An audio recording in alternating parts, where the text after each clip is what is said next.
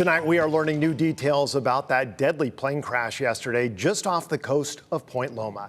Good evening and thanks for joining us tonight. I'm Steve Price. The FAA says all 6 people on board were killed in that crash. CBS 8's Alex Cheney is live from the U.S. Coast Guard station with the very latest on what we know tonight. Alex. Yeah, Steve, that's exactly right. Just a completely tragic incident that happened yesterday. And as you just said, the FAA confirmed that all 6 passengers aboard that Cessna unfortunately died in that crash. We're also hearing now some chilling audio from the air traffic controller just moments before that ill-fated crash. Bravo Alpha, what seems to be the issue? Just struggling right now. Problems began shortly after takeoff from San Diego International as the plane headed for Phoenix. The air traffic controlman tried to get the plane to make an emergency landing on North Island Navy Station. And you can see the plane try to turn twice to North Island. But then, 2 minutes later... Made it.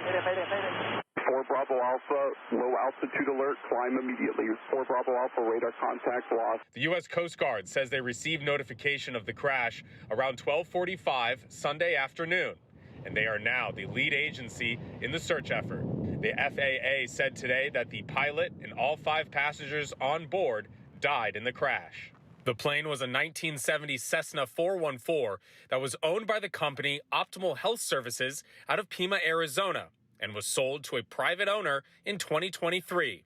The founder issued a statement today about the crash, saying, "We personally knew several of the passengers on board, and our sincerest condolences are offered to those affected by the tragedy."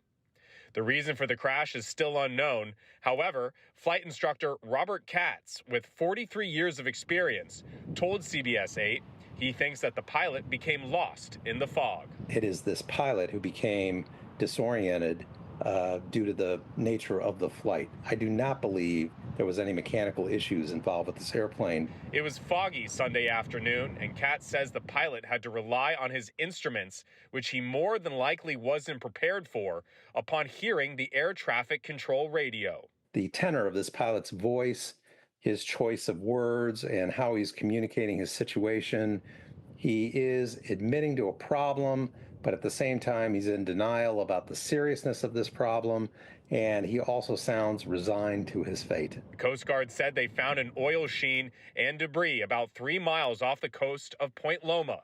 The water in that area is 200 feet deep. The NTSB is still investigating on the cause of the crash, and the U.S. Coast Guard put out a bulletin earlier this afternoon saying that they are continuing their search off the coast of Point Loma. Reporting live, I'm Alex Cheney, CBS 8.